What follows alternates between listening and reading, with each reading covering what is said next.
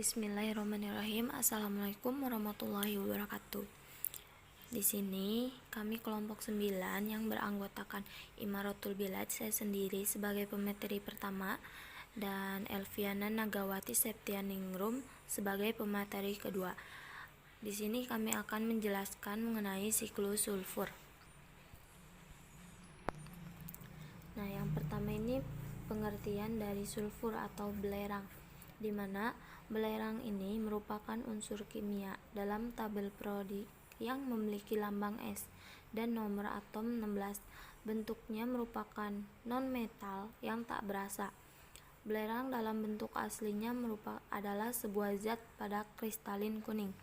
Nah, belerang juga telah dikenal sejak zaman kuno.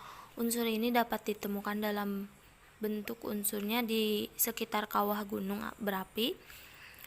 Kemudian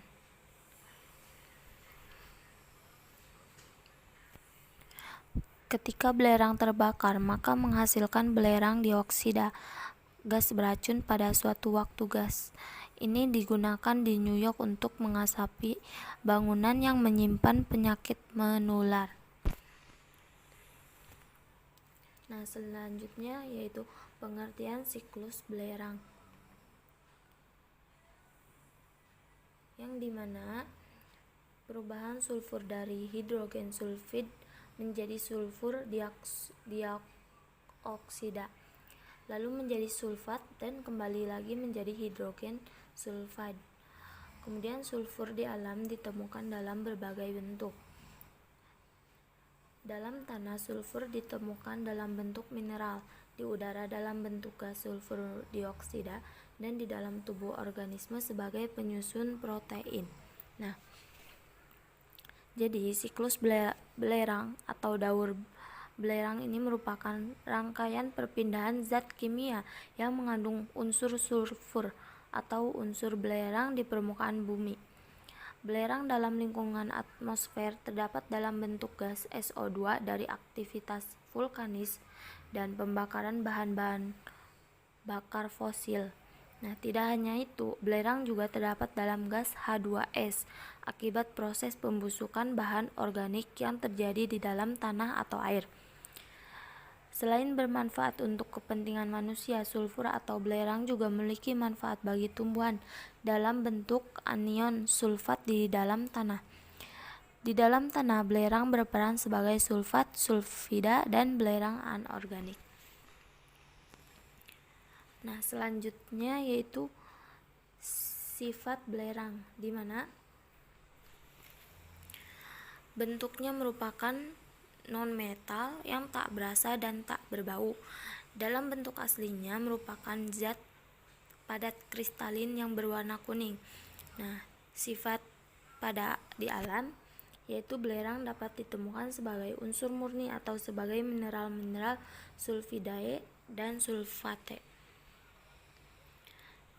Mungkin pemaparan dari pemateri pertama cukup sekian dan akan dilanjutkan oleh pemateri kedua.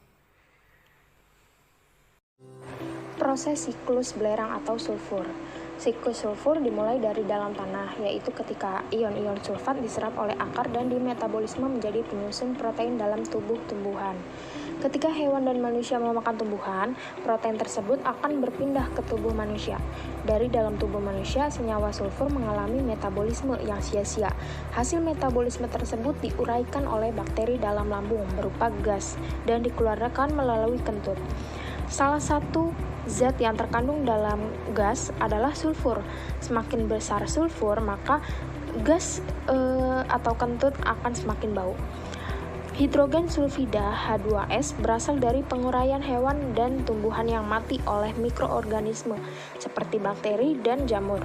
Hidrogen sulfida hasil penguraian sebagian tetap berada di dalam tanah dan sebagian lagi dilepaskan ke udara dalam bentuk gas hidrogen sulfida. Hidrogen sulfida atau H2S berasal dari penguraian hewan dan tumbuhan yang mati oleh mikroorganisme seperti bakteri dan jamur. Hidrogen sulfida hasil penguraian sebagian tetap berada dalam tanah dan sebagian lagi dilepaskan ke udara dalam bentuk gas. Lalu gas hidrogen sulfida di udara kemudian bersenyawa dengan oksigen membentuk sulfur dioksida. Sedangkan hidrogen sulfida yang tertinggal dalam tanah dengan bantuan bakteri akan diubah menjadi ion sulfat dan senyawa sulfur oksida. Ion sulfat akan diserap kembali oleh tanaman, sedangkan sulfur dioksida akan terlepas ke udara. Di udara, sulfur dioksida akan bereaksi dengan oksigen dan air, membentuk asam sulfat yang kemudian jatuh ke bumi dalam bentuk hujan asam. Hujan asam juga dapat disebabkan oleh polusi udara seperti asap-asap pabrik, pembakaran, kendaraan bermotor, dan lain-lain. Hujan asam dapat menjadi penyebab korosi batu-batuan dan logam. Asam sulfat yang jatuh ke dalam tanah oleh bakteri dipecah lagi menjadi ion sulfat yang kembali diserap oleh tumbuhan. Tumbuhan dimakan oleh hewan dan manusia.